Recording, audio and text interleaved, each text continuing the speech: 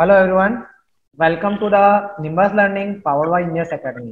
जैसा कि आपको पता है, इंजीनियर्स एकेडमी प्रति वर्ष competition exam, engineering competition exam में बहुत सारे सिलेक्शंस देती है। सिलेक्शन के लिए इंडिया में टॉप मोस्ट इंस्टीट्यूट का अवार्ड भी आपको बहुत बार मिला हुआ है।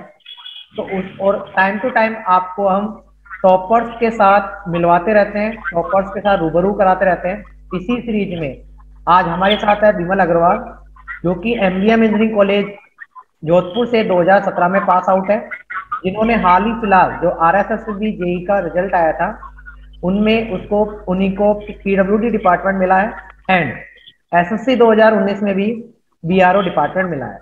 तो first of all I congratulation Vimal. Thank you sir. तो आज मैं आपका कुछ क्वेश्चंस है मेरे माइंड में जो स्टूडेंट्स को भी रहते हैं कि पहला क्वेश्चन तो यही आता है कि इंजीनियरिंग कॉलेज से पास आउट होने के बाद में आपके दिमाग में ख्याल कैसे आया कि यार हमको गवर्नमेंट जॉब की तरफ जाना चाहिए, प्राइवेट जॉब की तरफ ना जाके। Yes sir, yes sir. हाँ सर, इसके लिए ऐसा था कि जैसे मैंने सिविल इंजीनियरिंग में बीटेक किया है, तो सिविल इंजीनियरिंग के अंदर सर गवर्नमेंट जॉब काफ़ी होती है। तो कॉलेज कॉलेज टाइम से ये रुझान था मेरा कि मतलब गवर्नमेंट जॉब में ही लगे। तो ओके। सर हाँ। तो वहां पर आपके कॉलेज ड्यूरेशन के दौरान आपने प्रिपरेशन स्टार्ट कर दिया, कॉलेज के बाद से आपने प्रिपरेशन करना स्टार्ट करा था? सर एक्चुअल में सर जैसे 7 सेमेस्टर होता है, उस टाइम मैंने गेट के लिए प्रिपरेशन किया था। तो सर गेट में जैसे क्वालिफाइंग स्कोर है होता है सर, वो तो मैंने निकाल लिया था, लेकिन सर जैसे अच्छा रैंक नहीं आ पाया था, तो इसलिए मैं कोई पीएसयू या जैसे फर्दर एम टेक के लिए तो सर जैसे कोई अच्छा कॉलेज मिल नहीं पाया था सर। ओके। तो आप उसके बाद में जेई की और एई की तैयारी करने लग गए? हाँ सर, मेनली जेई एई के लिए एंड कुछ कुछ पीएसयू एग्जाम भी दिए थे। अच्छा। जैसे जैसे भारत इलेक्ट्रॉनिक्स लिमिटेड का भी दिया था सर। यस। तो पहला क्वेश्चन मेरा दिमाग में यही आता है कि ड्यूरिंग द प्रिपरेशन आपकी जर्नी कैसी रही? कॉलेज के बाद में आपका लगभग आप 2017 के पास आउट हो, 4 साल आपको हो गई है। 4 साल बाद यस आप सर। सक्सेस हो रहे हो एक तरीके से मैं बोलूँ। तो 4 साल हाँ में आपने अपने आपके मेंटेन मतलब प्रिपरेशन को कंटिन्यू कैसे रखा, अपने आप में मोटिवेशन कैसे रखा? क्योंकि ये बहुत बड़ा खेल है कि 4 साल के बाद आपका सक्सेस बना और उस दौरान आप अपने आप का मोटिवेशन बनाए रखा। हाँ सर, मेनली जैसे वैसे जैसे ही मान लो कॉलेज से निकले तो मेनली एग्जाम सामने था, जैसे या तो गेट की तैयारी करें फर्दर, या फिर जैसे उस टाइम एसएससी था, लेकिन एसएससी तो मान लो जैसे 1 साल आगे चलता है।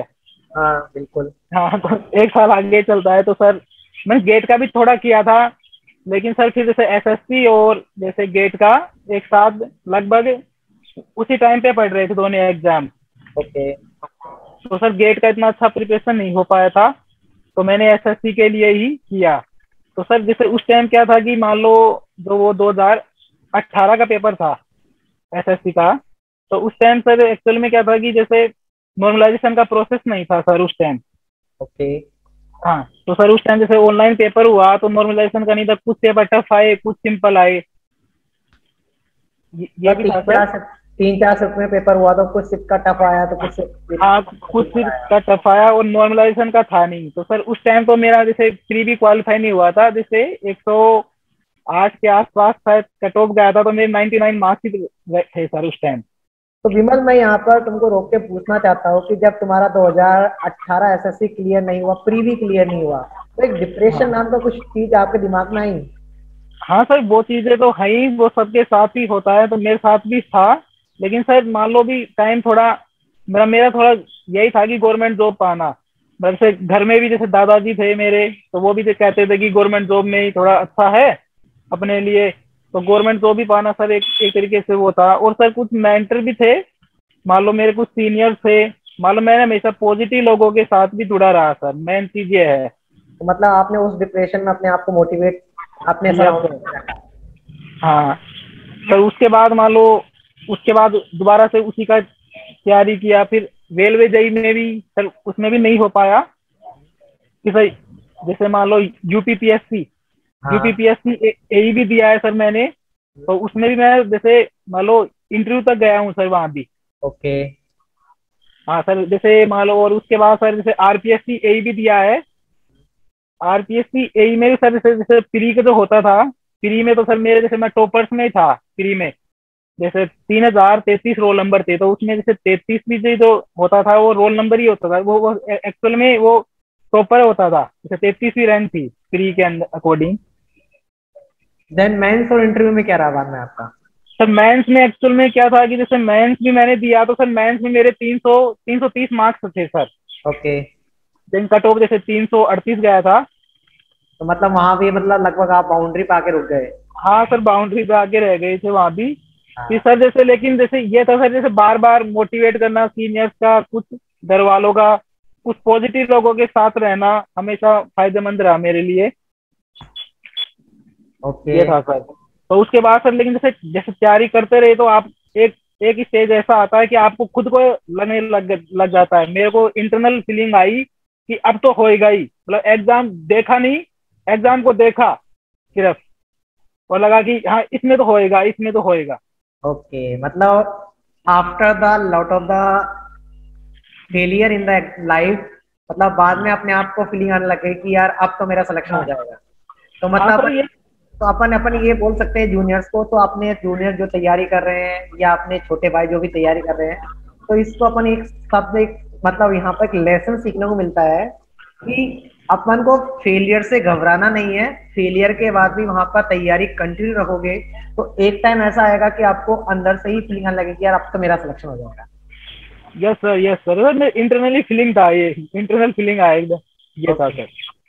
तो अब चीजें आती है, चलो आपने प्रिपरेशन करी, लॉट ऑफ फेलियर भी आए, लेकिन अब प्रिपरेशन के दौरान आपको चैलेंजेस क्या आए थे? एक तो फेलियर होते गए तो उसमें सब चैलेंजेस, तैयारी के दौरान जैसे यार मेरे को ये सब्जेक्ट टफ लग रही थी या ये सब्जेक्ट सिंपल लगी, या मैंने तैयारी 3 साल अपने दोस्त इतनी सारी एग्जाम में फेलियर हो गए, तो वहां पर मेरी कमी क्या रही थी उसको कैसे आपने आइडेंटिफाई करा? हाँ सर, वही था जैसे सर मेनली, जैसे मान लो इतने टाइम में यही सीखने को मिला सर। जैसे मान लो पहले मैं, जैसे मान लो सर तैयारी करता था स्टार्टिंग के मान लो साल 1.5 साल, तो सर एक्चुअल में क्या था, जैसे किसी क्वेश्चन को देखा तो उसको जैसे ऐसा नहीं कि तैयारी तो शुरू से ही किया सर। मैंने शुरू से की, जैसे किसी क्वेश्चन को देखा और उसको लगा कि ये तो हो जाएगा, मतलब उसको पेन पेपर से नहीं किया सर। ऐसा हुआ, कुछ क्वेश्चन को ऐसा हुआ कि मैं पेन पेपर पे किया नहीं, तो वही क्वेश्चन सर एक्चुअल में एग्जाम में आया, हाँ। तो वो क्वेश्चन मेरे से हुआ नहीं। ओके। ऐसा भी हुआ एक्चुअल में, आपके आपके साथ? हाँ ऐसा हुआ सर। फिर बाद में मैंने जैसे बाद में सर, जैसे मान लो टेस्ट सीरीज ज्वाइन की, और जैसे पहले सर जैसे मान लो करंट अफेयर भी आता था कुछ, तो सर करंट अफेयर को छोड़ के चले गए, टेक्निकल पे पूरा भरोसा किया। ठीक है। तो सर ये फिर उसके बाद में मैंने मान लो जो भी एग्जाम है तो उसका सर जैसे नोटिफिकेशन आया, तो उसका जैसे सिलेबस देखा, कंप्लीटली सिलेबस देखा, और फिर जैसे टेस्ट बुक की टेस्ट सीरीज भी ली मेनली तो फिर। लेकिन सर इंडियंस अकेडमी की टेस्ट सीरीज ज्यादा हेल्पफुल रही मेरे लिए। Okay, very good, thank you. हाँ। हाँ तो सर फिर उसके भी उसमें डिटेल एक्सप्लेनेशन मिल जाता है। ओके। हाँ तो सर वो टेस्ट सीरीज भी ली, और सर मेनली से टेस्ट देना ही नहीं होता है, सिर्फ हम्म। सिर्फ टेस्ट देना नहीं होता, टेस्ट का पूरा कंप्लीट एनालिसिस किया सर। मैंने हर टेस्ट का एनालिसिस किया, कुछ स्क्रीनशॉट भी रखे। मैं हर एग्जाम से पहले इनको पढ़ के जाता था। टेस्ट का एनालिसिस कैसे करा? सर जैसे मान लो 200 क्वेश्चन हैं, हम्म। अब मेरे से 130 ही क्वेश्चन सही हो रहे हैं, ठीक है। तो 70 क्वेश्चन तो मेरे लिए हुए नहीं ना, मेरे को हाँ। आए नहीं। हम्म। तो मैं सर उनका सॉल्यूशन देखता था, ठीक है। मतलब कुछ नए फॉर्मूले मिले तो उनको मेरी कॉपी में नोट भी करता था सर मैं, और कुछ का मैं स्क्रीन शॉट भी लेता था। ठीक है। जैसे मेरे पास, जैसे लास्ट के जैसे दोनों एग्जाम ये दिए, तो मेरे पास करीब 500 स्क्रीन शॉट हो गए थे सर। ठीक है। तो मैं सर जैसे एग्जाम से पहले, जैसे 10 दिन मान लो लास्ट टाइम है एग्जाम का, तो जैसे 50-50 के रोजाना मैं 50-50 के लगा लेता था मैं सभी क्वेश्चन, तो वो अच्छा, 500 मतलब क्वेश्चन अपन कंप्लीट भी। ये बोल सकते हैं कि सिलेक्शन में टेस्ट सीरीज का बहुत इंपॉर्टेंट रोल है। हाँ सर, ये तो है ही, ये तो है ही सर, क्योंकि उससे मतलब सिर्फ थ्योरी पढ़ने से कुछ नहीं होगा सर। थ्योरी पढ़ने से नहीं होगा, जैसे आप कहीं जैसे किसी कोचिंग की बुकलेट लगाओ तो वो उसको उसी टाइम में लेके चलो, मैं 2 घंटे में मेरे को इतने क्वेश्चन करना ही है, तो ये आपके गलत हो चाहे सही हो, क्योंकि आपको स्पीड विथ एक्यूरेसी के साथ काम करना होगा। मतलब आप भी यदि कोई भी टेस्ट सीरीज कर रहे हो या कोई भी बुक्स भी सोल्व कर रहे हो तो मतलब एक मान के चलिए कि वो आपकी एक्चुअल एग्जाम है। हाँ सर, यही है। और सर उसमें उस टाइम फ्रेम में लीजिए आप, जैसे 2 घंटे में आपको 200 क्वेश्चन करने हैं, तो बस वही लेके चलना है आपको।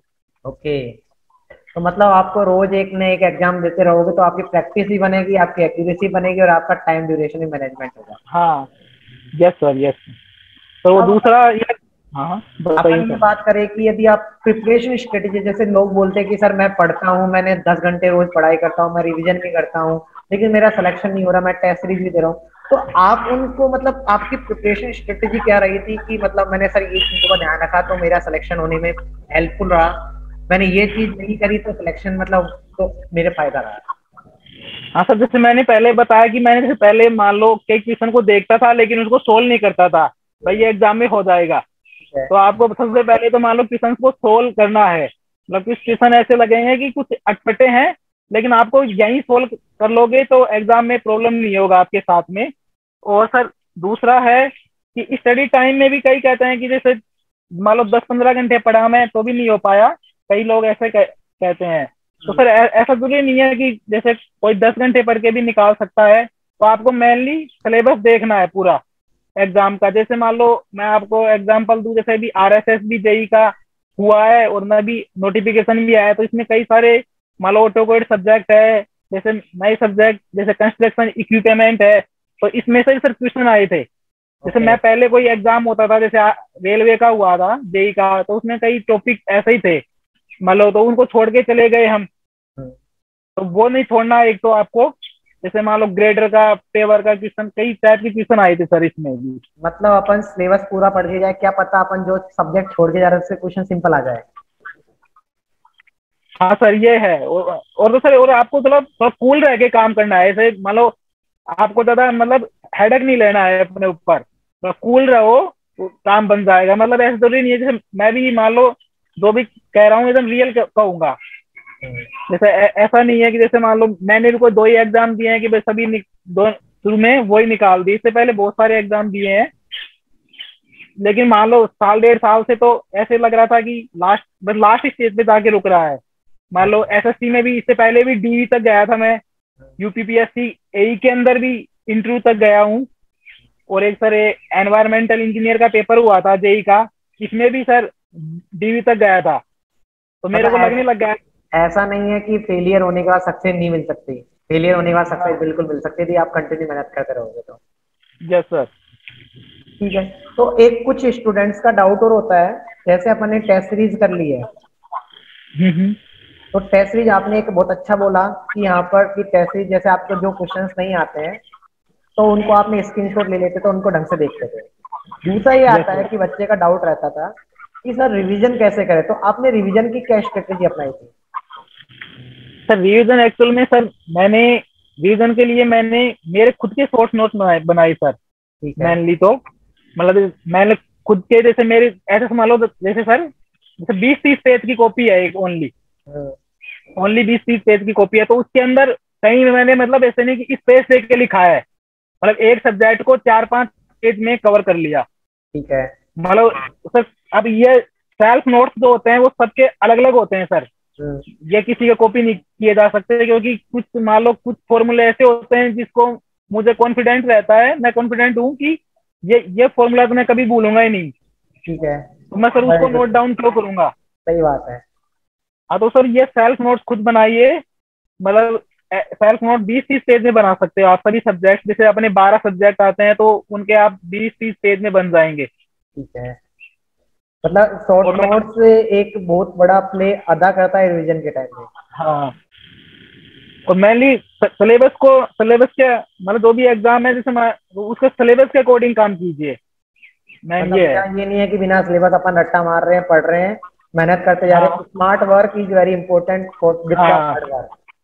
तो मैं मेरा एग्जाम्पल लेता हूँ। मतलब शुरू में स्टार्ट किया 6 महीने 8 महीने, तो ये पता नहीं चल रहा था एग्जाम में आता क्या है और हम पढ़ क्या रहे हैं। अच्छा। मेन चीजें ये भी है, मतलब एग्जाम में अपन क्या क्या पढ़ रहे हैं। ये है क्योंकि जैसे मान लो अब अभी जैसे कोई भी जूनियर इंजीनियर का पेपर है तो उसके साथ में जीके जरूर आता है। हम्म। भाई राजस्थान राजस्थान का हुआ तो राजस्थान जीके हुआ। इंडिया का हुआ तो इंडिया जीके हुआ तो उसको भी आप लीजिए, ये है। अच्छा, अब मेरा एक क्वेश्चन और है कि आप अपने जूनियर को क्या मैसेज देना चाहोगे कि आप तैयारी कर रहे हो तो यार इन चीजों का ध्यान रखो, इन चीजों को नेग्लेक्ट करके चलो, क्या मैसेज देना चाहोगे? हाँ सर, एक तो मान लो आपको पॉजिटिव रहना है, मेन चीज ये है, और आपको कूल रहना है। और सर ये, और कोई भी शॉर्टकट पाथ नहीं होता, मतलब आपको थ्रू प्रोसेस गुजरना पड़ेगा। मतलब सफलता का कोई भी शॉर्टकट नहीं होता है, सिंपल सीधी है। हाँ, अगर मैं ये नहीं कहता जैसे मान लो अपन मेहनत तो सभी करेंगे सर, मेहनत करते हैं सभी भी, मान लो तो ऐसा नहीं है कि जैसे आपने फर्स्ट एग्जाम दिया तो उसमें ही निकल जाओगे आप, ये जरूरी नहीं है। लेकिन सर फर्स्ट के बाद सेकंड में कोई ना 2-3 एग्जाम दिए तो उसके बाद कोई एग्जाम ऐसा होगा कि आपके इंटरनल फीलिंग आएगी कि एग्जाम मेरे लिए ही है। Very good. मतलब अपने आप में कॉन्फिडेंस रखना भी जरूरी है और टेंशन में नहीं आना है। हाँ सर।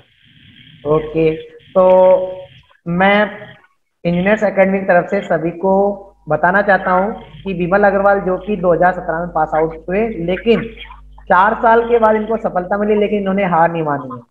तो मैं भी यही बोलूंगा कि जैसे यहाँ पर एक कविटी का दोहा है, करत करत अभ्यास के जड़ मत हो जिस जान, रस्सी आवत जावत है सिर पर पड़त निशान। तो वही चीज है कि आप मेहनत करते रहिए, सफलता आपको जरूर मिलेगी। ये नहीं है कि आप पहली एग्जाम में सफल हो जाओ, कि आप बने रहिए इसी तरह। जैसे विमल ने बोला कि test series play a important role for the success, तो मैं भी ये चीज बोलूंगा कि वहां पर इंजीनियर्स एकेडमी के साथ बने रहिए। आपको जिस भी एग्जाम की टेस्ट सीरीज चाहिए, टेस्ट सीरीज ज्वाइन करिए, क्योंकि टेस्ट सीरीज वहां पर प्रैक्टिस बहुत इंपॉर्टेंट है फॉर सफलता के लिए। तो आज तो थैंक यू विमल हमारे चैनल पे आने के लिए। Thank you sir. तो जो भी हमारे चैनल पर नया है, बने रहिए इंजीनियर्स एकेडमी के साथ, और जिन्होंने अभी तक चैनल को सब्सक्राइब नहीं करा है, प्लीज सब्सक्राइब आवर चैनल। और यदि आपको किसी भी बैच के रिगार्डिंग कोई इंफॉर्मेशन चाहिए या कोई भी टेस्ट सीरीज रिगार्डिंग कोई भी इंफॉर्मेशन चाहिए, तो आप हमारे हेल्पलाइन नंबर 7374000888 पर कॉल कर सकते हैं। तो धन्यवाद विमल सर हाँ थैंक यू बोलिए। सर। मैं एक चीज और ऐड करना चाहूंगा, मान लो किसी एस्पिरेंट को, मान लो कि मेरे से कुछ पूछना हो, मान लो अभी जैसे RSSB जेई का एग्जाम आ रहा है, इसके लिए मान लो राजस्थान जीके का भी एक अच्छा वेटेज है, तो मान लो किसी को कुछ उसके बारे में पूछना हो तो मेरे को वो कांटेक्ट कर सकते हैं। ठीक है, एक विमल एक लास्ट क्वेश्चन हो रहा है। बच्चों का इस समय RSSB की वैकेंसी आ रखी है, तो हाँ सर। यहाँ पर उनका प्रेफरेंस ऑफ द डिपार्टमेंट क्या रखना चाहिए उनको? सर जैसे फर्स्ट वन तो मान लो PWD ही रहेगा। हाँ हाँ, तो जैसे मान लो किसी को जैसे सिटीज एरिया में चाहिए तो जैसे DLB तो मेनली सिटीज में आएगा, उसकी पोस्टिंग सिटीज में आएगी, तो मान लो उसके साथ देख सकते हैं। और PhD का जैसे अर्बन एंड रूरल एरिया दोनों में आ सकता है। ठीक है, तो जैसे फर्स्ट वन तो आप PWD फिल कीजिए, और सेकंड वन आप अपने हिसाब से देख सकते हो। ओके। तो विमल और कोई मैसेज देना चाहोगे अपने जूनियर्स को? हाँ सर, मैं फिर उसी चीज को ज्यादा मैं करूंगा सर कि मतलब आपको अपना टेस्ट अच्छे से देना है। टेस्ट का ऐसा नहीं कि टेस्ट दिया और जैसे दूसरा टेस्ट के अगले टेस्ट के लिए रेडी हो गई, मतलब टेस्ट देने के बाद उसमें टेस्ट का एनालिसिस बहुत अच्छे से करना है आपको। मेन चीज वही है। ओके विमल, धन्यवाद। If you really like the video, please hit the like button, share the video, subscribe to our YouTube channel and press the bell icon for the latest updates. Thank you.